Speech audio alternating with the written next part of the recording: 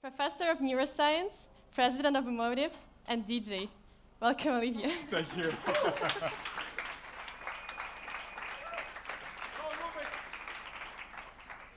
Hi, my name is Olivier, and for starters, I have to confess a couple of things.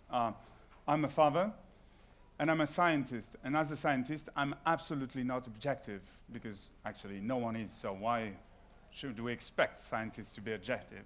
The one thing I do believe, however, is that there are methods that are more rigorous than others in order to understand people. And what is really interesting nowadays is the emphasis that we put on making everything human-centric suddenly, as if for centuries we had developed technology, education, healthcare, without thinking about humans. But here is the interesting thing. In your organizations, whether you're talking about public policy, about working in education, working in healthcare, working in marketing, everyone's interested in research, in understanding people better. So it should be human-centric. So I got a question. How come the last thing you're looking at when you're interested in what people think, what people like, what they prefer, is their brains? Of course, literally hundreds of millions are spent every day in research to inform decisions that are made in big organizations, public and private. However, most of his research, unfortunately, until recently, was really based on what people say. However, there is such a huge gap between what people say and what they do. And there is also a tremendous gap between what we're aware of when we make a decision, when we prefer one thing to another, and what is really happening in our brains. So basically, put in a simple way, the way we've been handling human behavior until very recently was equivalent to trying to understand how a car works without never looking at the engine. But there was a problem, a practical problem. Is in order to look at the brain, you got all the external factors, facial emotions, vocal stress, movements for some. But brain scans, they are heavy, they're big, they weigh tons and cost millions. Until recently. But rather than focusing on technology, on the neurotechnology that I'm going to talk about, since this is the field in which I'm working, I would like to tell you the story of a few people, a few incredible people, in my very biased opinion. The first one is Leonard Bernstein, one of my favorite artists ever, a composer, a conductor, a lecturer, and also a fantastic TV person that I've been watching as a kid, explaining to me how he would conduct Brahms, Tchaikovsky, etc. What was really interesting in his approach is that he said that in order to conduct very well one particular composer, he had to become that composer. He had to project himself in that person, know the psychology, know the history of a person in order to better understand why the score was written in a certain way. And this is basically what I've been trying to do my entire life, is trying to project myself into people in order to better understand how they function. Another interesting thing that Bernstein was insisting on is that how unremarkable elements put together could lead to something magnificent. And generally, he was mentioning the first symphony by Beethoven as something that if you decompose every element separately, is absolutely banal. But once it all comes together, we have the perfect symphony, or one beautiful symphony. So this is what we're trying to achieve, ultimately, is to take all these elements that might be unremarkable in order to achieve remarkable things. And finally, he said that in order to achieve great things, you need two things. You need a plan and not enough time. Ladies and gentlemen, meet Tan. Tan had a plan and not enough time. Tan left Vietnam when she was very, very young as a refugee. And her and her family moved to Australia. As they were in Australia, they suffered a lot of issues. Racism, poverty, non-access to healthcare. And this is where Tan's plan started. Her plan was to provide access to brain health to everyone, including the people that don't have access to brain scans, that don't have access to electricity. How can we take a technology, as I mentioned, that weighs tons, costs millions, and is not scalable, and try to provide it to the biggest amount of people? This is why she founded EMOTIV, the company I'm the president of now. EMOTIV manufactures portable brain scans that allow to record the electric activity of a brain, sending the information to a portable device, to the cloud, where algorithms are picking up information and computing a way to detect in real time mental states, attention, distraction, stress, cognitive load. More than 80,000 people currently own one of these devices in 120 countries, sending us and kindly, for a lot of them, sharing data with us. This means that we have, to date, the biggest database of brain data in the world, especially since we collect it on people in their everyday lives. So Tan's plan was really, and her vision, to provide access to brain health to everyone on the planet by making a technology that is scalable, portable, and affordable, democratizing access to brain health. Amongst the many friends that Tan and I have is a new person that we've been introduced earlier this year, Damien. Damien lives in France. Right before I left to Davos, I got a message through Twitter telling me that Damien and his team were receiving a prestigious prize in France using our technology, telling us that they were writing with their minds. And at first, I was like, oh yeah, another case of people using our technology in order to interface with a computer.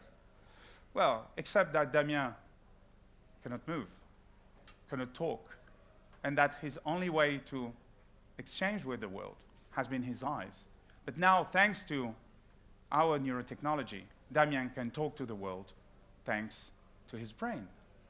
And this is very interesting because when you look at the history of mankind, there are so many ways that artists, people have expressed themselves, their hands, their mouths, their body, their stance. But never, until recently, did we have a channel that connected directly the output to the brain. Of course, this is very, very early stage.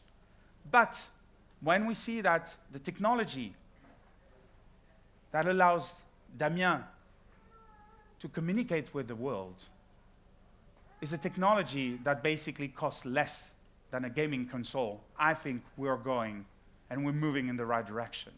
And the other person on that picture is Samuel, one of the many researchers that are working with Damien. And it's always a very complementary pair. You got the people who have the motivation, and you have the people who can help thanks to science. And this is where the methodology and the rigor of the methodology matters. Speaking of a complementary pair, Tan and I have another pair of friends that we adore. Meet Simon and Mark. Mark Pollock is an Irishman who became blind. Despite becoming blind in his early years, he was an explorer, went to the North and the South Pole. But later in his life, Mark tripped over a window from the second floor of a building and broke his spine. In his mid-30s, Mark was blind and paralyzed from the waist down.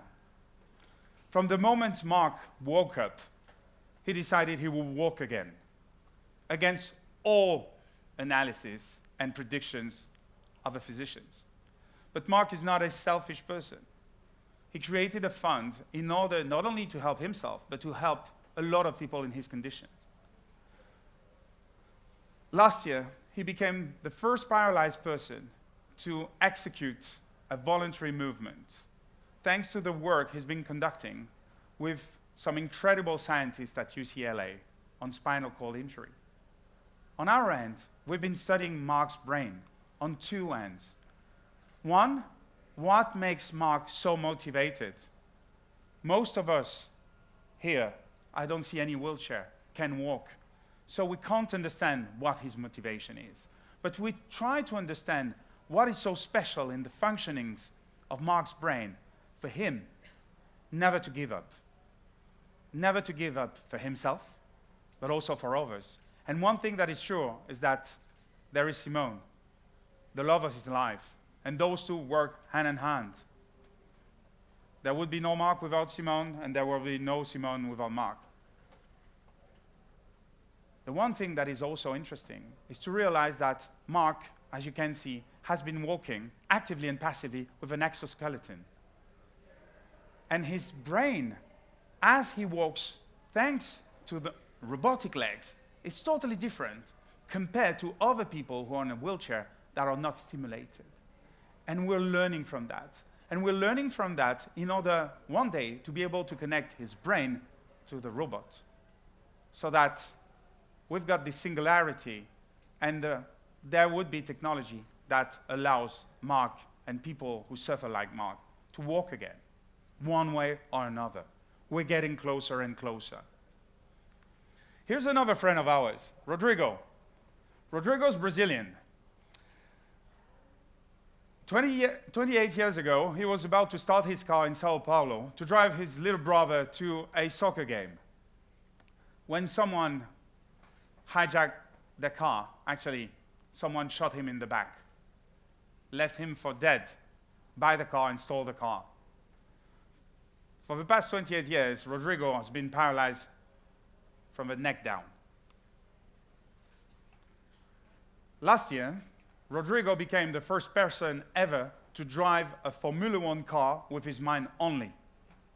You can find a lot of coverage of his performance. Unfortunately, this performance is often depicted as the first disabled person to drive a Formula One with his mind. No, the first person to drive a Formula One with his mind. Rodrigo's quadriplegic, and again, thanks to our technology that costs less than a gaming station, he's been able to drive up to 80 kilometers an hour on a racetrack in Brazil. But that's not the end of a story. It might very well be the beginning of a story. In March this year, Rodrigo and I were at a conference in Dubai. And Lewis Hamilton, the reigning world champion in Formula One, was at the conference. And we were sitting on the front row thanks to a friend of ours who was organizing the session and the conference. And Rodrigo had the opportunity to ask a question to the world champion. Well, except he didn't ask a question. He just challenged him to a race. And telling him, you pick the track, you pick everything, I challenge you. And Lewis Hamilton picked up the challenge. We are currently working on organizing the first mind control Formula One race between Lewis.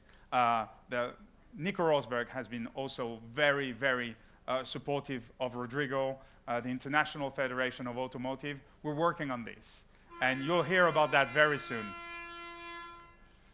But not everyone drives a Formula One. Not everyone is quadriplegic. Not everyone is a great conductor. This is us. And us, all over the world. Look around you. 1 out of 3 persons, statistically in this room, will one way or another be confronted to mental health issues throughout his or her life. We're talking about a silent epidemic that has stigma, that a lot of people don't want to talk about, that by 2030 will cost more than cancer, respiratory diseases, and diabetes combined. Unfortunately, until recently, there was no way to scale the collection of brain data in order to better understand how we can help people. We're working on this. We're working on providing access to brain health to everyone. But brain health is not only what some people call mental disorders, brain disorders. It can be just this little day where you're down at work. And this is why we're working on our daily lives, in understanding what makes you efficient, non-efficient, what makes you feel well or not in your everyday, at work, at home. we've started programs where we record the brain activity of employees in big organizations in order to understand how they can be focused on their tasks or distracted. And to understand that, yeah, there are people that can work 2 hours straight and be extremely efficient. And some people can only, concentrate for 40 minutes. And that's not a problem, because thanks to a rigorous method, thanks to science, neurotech and neuroscience, and finally neuroinformatics that encapsulates all this data and uses the algorithms, we're able to customize the day of work of people. And to tell someone that has mental fatigue after 40 minutes to go for a walk for 10 minutes, when that person comes back, she feels well and she's efficient again. It's a win-win-win for the employer, for the employee, and overall for the family. So there is so much we have to do for us. I told you the story about exceptional individuals, but us. And I would like to end with something that also is very important for what we do, art.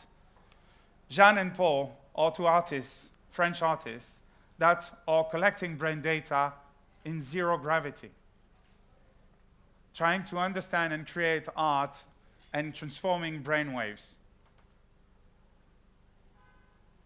that people experience when they're in zero gravity.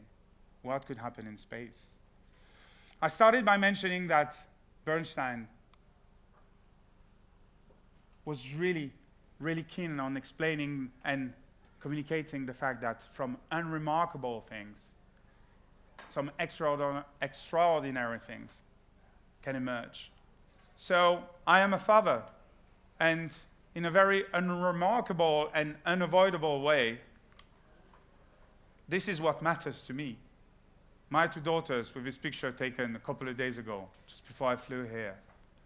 So the question is, what are we going to do using technology, neurotechnology, data, neuroinformatics, in order for my daughters, your friends, to feel better? Not because they have mental disorders, not only because they are disabled, but just to understand how we can leverage neurotech for good in order to improve health and wellness. I thank you very much for your attention.